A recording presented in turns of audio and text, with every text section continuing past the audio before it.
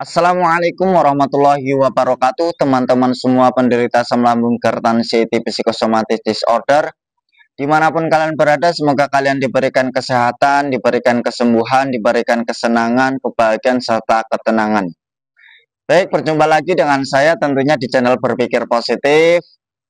Bagi teman-teman semua yang sering sekali mengalami sensasi horor seperti sempoyongan, seperti gempa, bahkan terasa kayak mau pingsan, mau jatuh, bahkan pun pernah pastinya mengalami serasa kayak mau belum lagi mata buram, pokoknya horor-horor semua, nafas berat, jantung berdebar-debar. Tenang saja semua yang sedang menonton video ini, saya akan membahas sensasi-sensasi yang kalian alami.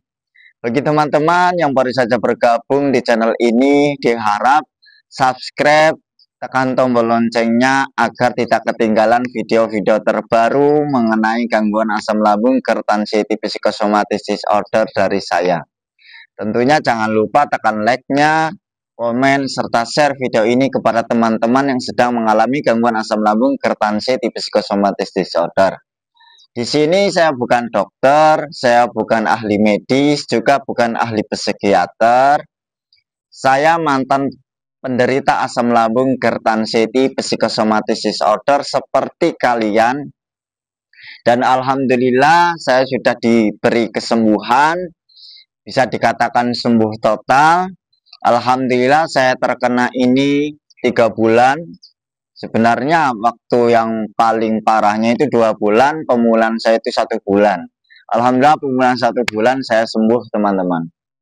Nah, harapan saya membuat video ini, semoga video ini bisa memotivasi kalian, mengedukasi kalian, minimalnya bisa menemani kalian. Dan yang sedang menonton ini, dimohon jangan di-skip-skip, tonton sampai selesai, biar tidak gagal paham.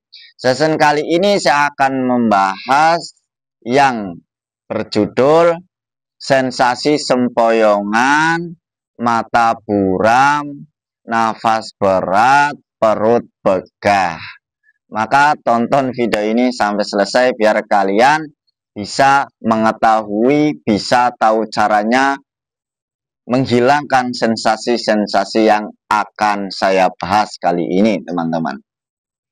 Tentu banyak sekali sebenarnya yang dialami oleh penderita asam lambung hipertensi psikosomatis disorder.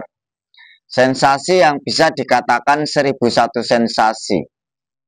Itu semua pasti dialami oleh penderita asam lambung hipertensi psikosomatis disorder. Pokoknya mulai dari ujung kaki sampai ujung kepala. Dan itu semua sebenarnya pun tidak berbahaya, teman-teman. Apapun sensasinya sebenarnya itu tidak berbahaya. Apapun sensasinya itu. Cuma yang kadang kenapa seakan-akan itu berbahaya? Karena kita dipermainkan oleh anxiety. Sifatnya anxiety kan menghancurkan mental penderita asam lambung. Juga pasti mengarahnya ke pikiran-pikiran negatif. Lah, sementara penderita asam lambung hipertensi psikosomatis disorder, dia itu kan tingkat kecemasannya itu kan tinggi. Jadi wajar tingkat kecemasannya yang tinggi, terus kemudian pikirannya over, maka sensasi-sensasi fisik itu bermunculan.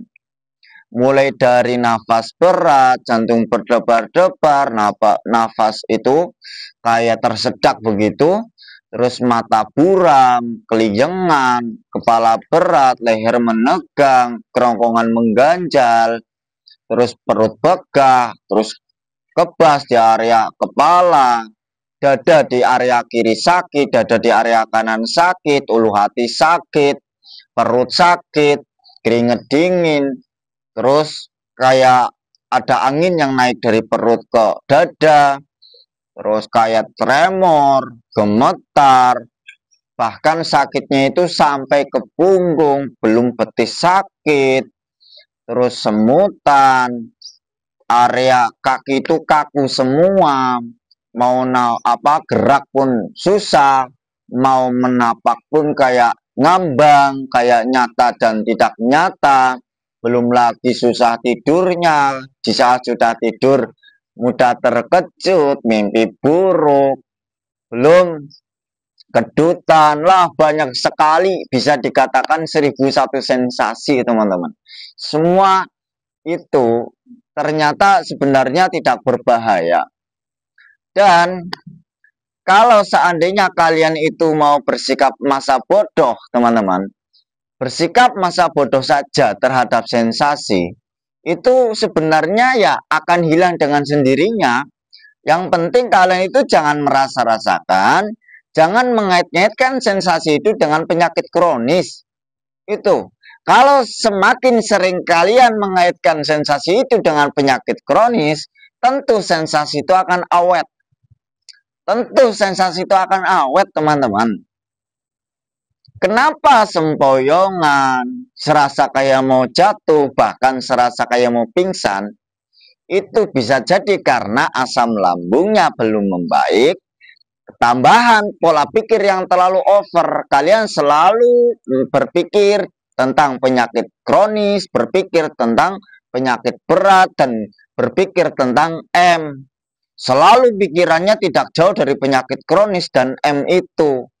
Maka anak saraf itu menegang, pikiran itu menegang teman-teman. Ketika pikiran menegang, maka asam lambungnya pun bergejolak. Nah, akhirnya sensasi-sensasi itu muncul. Lah, sensasi muncul itu adalah respon tubuh. Dikarenakan pola pikir kalian yang terlalu over. Dan kuncinya, kesembuhannya, sembuh dari asam lambung gerd anxiety psychosomatic disorder, teman-teman, sering saya sampaikan, yaitu dengan cara bersikap masa bodoh. Bodoh amat terhadap sensasi, itu kuncinya. Kalau kalian selalu mengaitkan, selalu merasa-rasakan, ya memang terasa, tapi selalu dirasa-rasakan, bahkan dikaitkan, tentu itu akan awet sensasinya teman-teman. Itu tentu akan awet. Kalau kalian kepengen cepat sembuh, ya sudah, bersikaplah masa bodoh, cuek terhadap sensasi. Tentu ya sangat susah, tentu agak sulit. Karena apa? Karena kalian belum mengembalikan hormon-hormon yang di diri kalian itu hilang. Belum lagi kalian itu belum pernah merasakan kebahagiaan di tengah anxiety disorder, dalam artian selama kalian kena asam lambung gerd anxiety psychosomatic disorder, tentu itu belum pernah bahagia. Yang ada itu takut, cemas, gelisah, khawatir, sedih. Itu. Lah, semua kalau kalian itu bersikap masa bodoh, semua sensasi itu sebenarnya yang dengan sendirinya, teman. Terus ada yang tanya ke saya, Mas, kamu berhenti merokok enggak? Waktu itu saya enggak berhenti, merokok aja, walaupun nafas berat. Nyatanya di EKG, di ronsen, semua normal, teman-teman. Semua normal. Semua itu baik-baik saja maksudnya. Ternyata semua itu dikarenakan anxiety. Psikosomatik itu ada karena anxiety, teman-teman. Jadi ya wajar. Kalian itu sekarang fokus saja mengembalikan hormon serotonin sama hormon endorfin.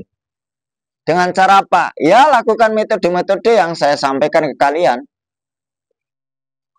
Seperti jalan-jalan pagi, seperti berjemur, setelah itu berinteraksi, bersosial, main ke rumah temen kayak, main ke rumah tetangga kayak, atau melakukan hobi-hobi yang menurut kalian senangi. Sekarang kalian yang tidak memiliki hobi, sekarang carilah hobi yang menurut kalian senang. Kembalikan hobi yang menurut kalian senang. Itu pun secara konsisten, tidak membutuhkan 1 minggu, 2 minggu. Itu sampai berbulan-bulan, teman-teman. Lakukan itu konsisten.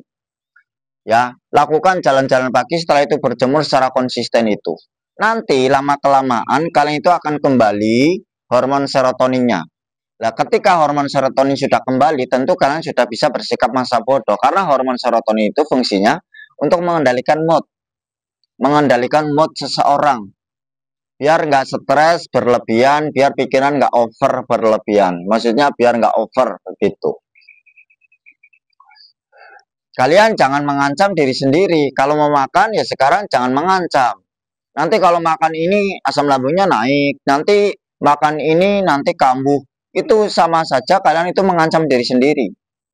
Terus juga kalian jangan mengancam ketika kalian mau melakukan apapun itu sesuatu, kalian itu jangan mengancam diri sendiri.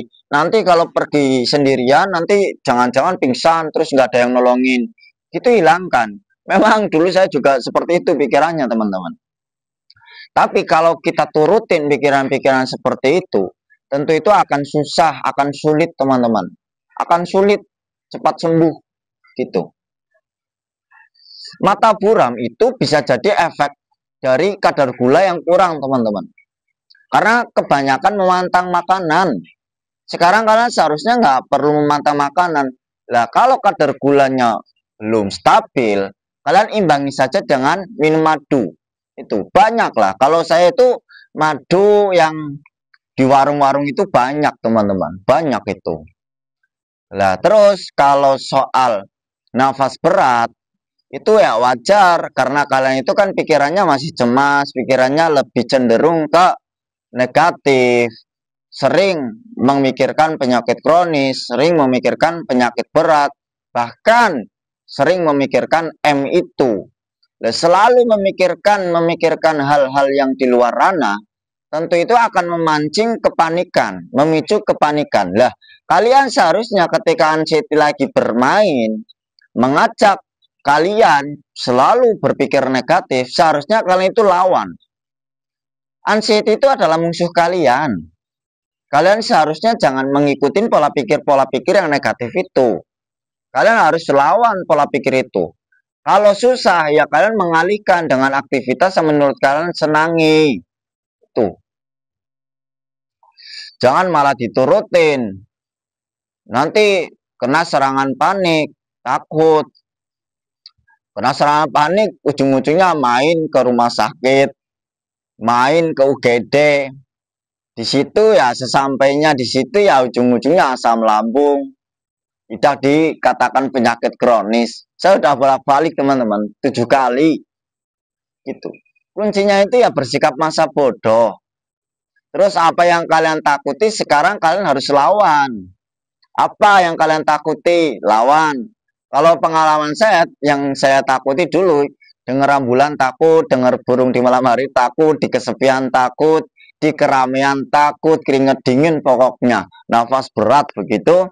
Terus kalau mau mandi pun takut, di sore hari takut, gelisah, sedih, mau tidur takut, ya.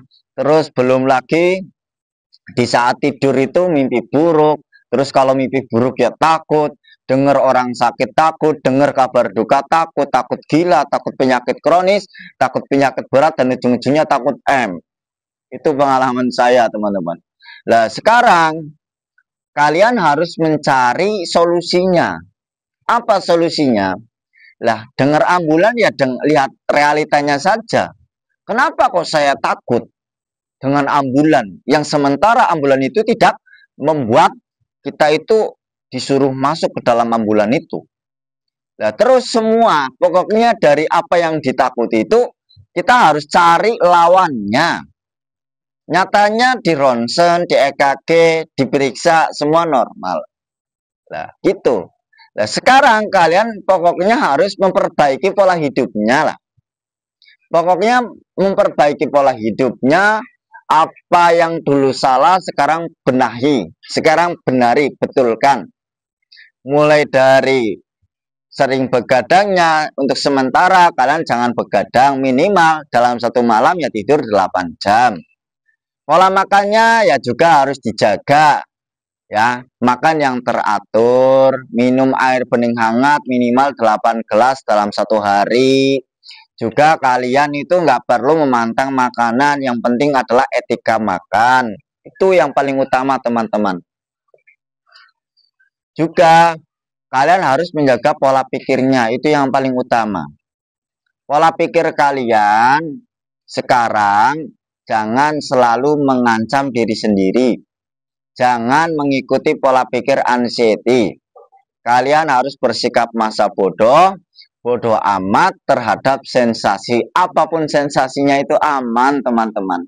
Semakin kalian mengikuti alur dari anxiety, kalian terkontaminasi, maka kalian akan semakin lama mengalami asam lambung GERD anxiety.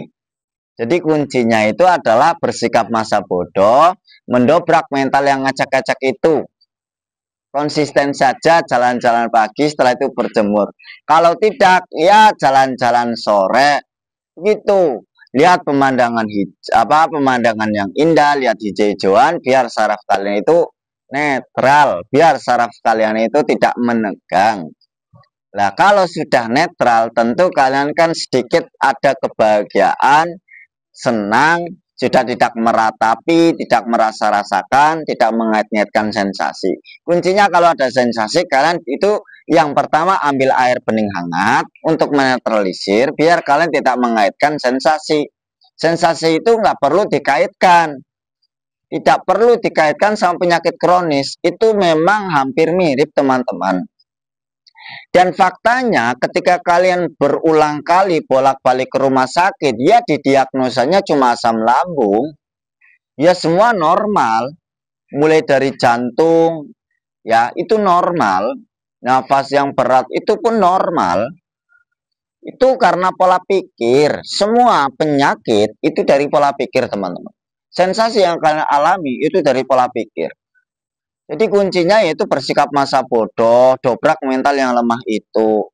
Terus sekarang kalian percaya saja apa yang dikatakan dokter. Memang penderita asam lambung GERD anxiety psychosomatic disorder. Itu ya nggak percayaan, pengalaman saya dulu sudah dinyatakan hanya asam lambung.